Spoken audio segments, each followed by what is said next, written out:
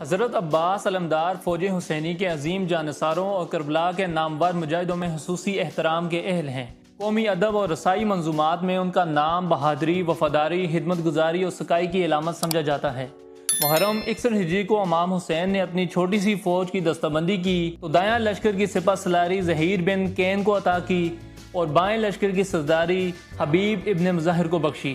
فوج کا بڑا علم اپنے بھائی عباس کو مرحمت فرمایا۔ حضرت عباس نے اپنی بے مثال بصیرت، لاجواب عظیمیت اور ذاتی عظمت کی بنا پر اس منصب کے تمام حقوق ادا کر کے زندگانی جاوید حاصل کی۔ حضرت عباس رضی اللہ تعالیٰ عنہ سانحہ کربلا کے موقع پر 34 سال کے تھے۔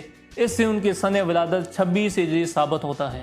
اہل تشیع کے ہاں عموماً 4 شعبان کو ان کا جشن ولادت منایا جاتا ہے۔ شہادت کے بعد ان کی عمر 34 سال 5 ماہ اور کچھ دن تھی۔ حضرت عباس رضی اللہ تعالیٰ عنہ پدری رشتے سے حضرت علی کے فرزند اور ابو طالب و عبد المطلب کی نسل سے تھے۔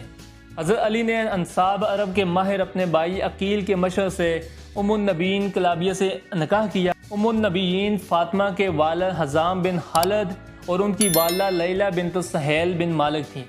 اس کے بعد حضرت علی رضی اللہ تعالیٰ عنہ نے فاطمہ بنت حزام سے نکاح فرمایا، جس کے نتیجے میں 4 فرزند پیدا ہوئے: حضرت عباس، حضرت عبداللہ، حضرت عثمان اور حضرت جعفر۔ چاروں حضرات بہت خوبصورت، دلیر اور خطیب تھے۔ حضرت عباس رضی اللہ تعالیٰ عنہ ان میں بڑے تھے اور حسن و جمال کی وجہ سے قمر بنی الہاشم کہے جاتے تھے۔ حضرت عباس رضی اللہ تعالیٰ عنہ 14 برس تک اپنے والد کے ساتھ رہے۔ جنگ جمل میں مدینے سے بصرہ کا سفر کیا اور وہاں سے کوفے گئے۔ حضرت علی رضی اللہ تعالیٰ عنہ کی شہادت کے بعد حضرت عباس اپنے بڑے بھائی امام حسین کے قوت بازو رہے۔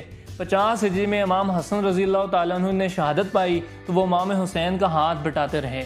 خیال ہوتا ہے کہ ان کا نکاح ان کے والد کی شہادت 40 ہجری کے بعد ہوا۔ خاندان ہی کی ایک معزز خاتون لبابہ عبداللہ بن عباس ابن عبد المطلب سے نکاح ہوا۔ لبابہ سے ان کی کئی فرزند ہوئے، جن میں ایک کا نام فضل تھا۔ ہو سکتا ہے کہ عباس اسی فرزند کی بنا پر ابو الفضل کی کنیت سے موسوم ہوئے ہوں، ورنہ وہ فضل و شرف، حسب و نسب اور زہد و عبادت، سخاوت و شجاعت کی بنا پر بھی ابو الفضل تھے۔ اسی طرح امام جعفر صادق نے ایک موقع پر فرمایا تھا، ہمارے بزرگوار عباس بن علی بڑی گہری بصیرت اور ٹھوس ایمان کے مالک تھے۔ امام حسین کے ساتھ شریک جہاد رہ کر بڑے بڑے مصائب برداشت کیے اور شہادت سے عزت پائی۔ حضرت عباس قداور، تنومند اور بہادر تھے اور بڑے متحمل مزاج تھے۔ اپنے بھائیوں کا بہت ادب کرتے تھے اور اپنے بھائی بھی ان سے غیر معمولی محبت رکھتے تھے۔ اسی بنا پر امام حسین کربلا کے قافلے میں اپنے ساتھ انہیں لے گئے۔ پورے سفر میں حضرت عباس رضی اللہ تعالیٰ عنہ امام حسین کی خدمت کرتے رہے۔ انتخاب منزل اور پڑاؤ جیسے دوسرے کرتے رہے۔ انتخاب منزل اور پڑاؤ جیسے دوسرے مسائل میں کہیں اختلاف رائے نہ کیا۔ وطن سے چلو تو اپنے بھائیوں اور اہل ویال کو بھی ساتھ لائے تاکہ انہیں بھی امام حسین پر قربان کر دیں۔ 9 محرم الحرام 61 ہجری کو امام حسین نے شامی فوج کو اس بات پر آمادہ کرنا چاہا کہ جنگ نہ کی جائے۔ امام حسین آنے والی صبح تک پوری رات عبادت میں بسر کرنا چاہتے تھے۔ اس گفتگو کے لیے امام حسین نے حضرت عباس کو منتخب کیا۔ چنانچہ عباس رضی اللہ تعالیٰ عنہ بھی عمر بن سعد کے پاس گئے اور اپنا مقصد یعنی 1 رات کی مہلت حاصل کرنے میں کامیاب ہو کر لوٹے۔ صبح یوم عاشور 61 ہجری امام حسین نے حضرت عباس کو علم لشکر عطا فرمایا۔ وہ اس لشکر قلیل اور مارکہ جلیل کے سپہ سالار مقرر ہوئے۔ دن کے بعد جب حضرت امام حسین اتمام حجت کے لیے تقریر کر رہے تھے، عباس علمدار کو خیمے میں بھیجا تاکہ خواتین کو تسلی دیں۔ جنگ شروع ہوئی تو حضرت عباس اپنے اصحاب و انصار کی مدد کے لیے میدان میں موجود تھے۔ جب دشمن کا دباؤ بڑھا، حضرت عمر بن خالد 3 مجاہدین کو لے کر دشمن پر جلغار کرتے ہوئے اور پیچھے دھکیلتے ہوئے فوج میں گھس گئے تو حضرت عباس تنہا ان کی مدد کو پہنچے اور دشمن کو منتشر کر کے زخمی دوستوں کو نرغے سے نکال لائے۔ انصار کے بعد بنی ہاشم میدان میں آئے اور شہادت پانے لگے تو عباس نے اپنے تینوں بھائیوں عبداللہ، عثمان اور جعفر کو یکے بعد دیگر جہاد کے لیے بھیجا۔ انہوں نے بہادری کے جوہر دکھائے اور شہادت کا شرف حاصل کیا۔ اب حضرت عباس اکیلے تھے، وہ امام حسین کے ساتھ ساتھ تھے۔ جس طرف امام رخ فرماتے حضرت عباس بھی ادھر مڑ جاتے۔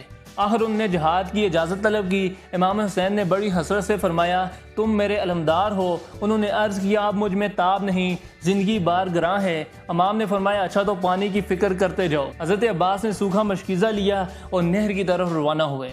شامی فوج نے راستہ روکا۔ حضرت عباس نے نہر تک رسائی حاصل کی۔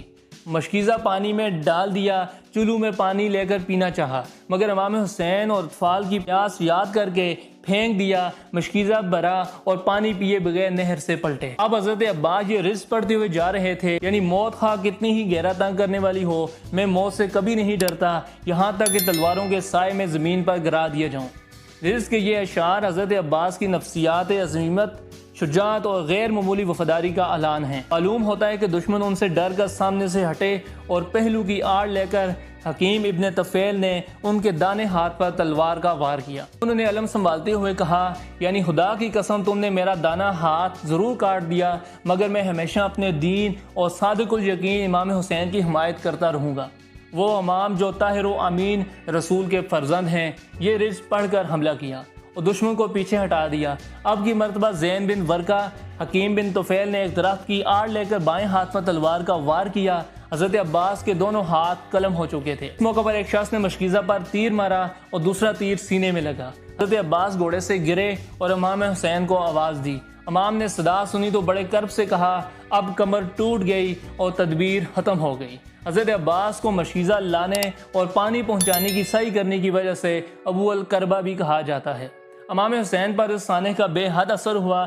ابو حمزہ شمالی سے روایت ہے کہ ایک دفعہ امام زین العابدین علی بن حسین رضی اللہ تعالیٰ عنہ نے عبیداللہ بن عباس بن علی کو دیکھ کر یہ فرماتے ہوئے کہا کہ رسول اللہ صلی اللہ علیہ وسلم پر بہت سخت تھا وہ دن جب اسد اللہ و اسد الرسول حضرت حمزہ نے شہادت پائی، دوسرا موتا کا دن جب جعفر بن ابی طالب نے شہادت پائی، ایسے ہی وہ دن سخت تھا جب میرے بزرگوار نے اپنے بھائی پر اپنی جان قربان کی۔ ان کے دونوں ہاتھ قطع کیے گئے تھے اور خدا نے انہیں جنت میں 2 پر عطا کیے۔ حضرت عباس کا مزار کربلا معلیٰ میں امام حسین کے روضے کے بالکل قریب ہے۔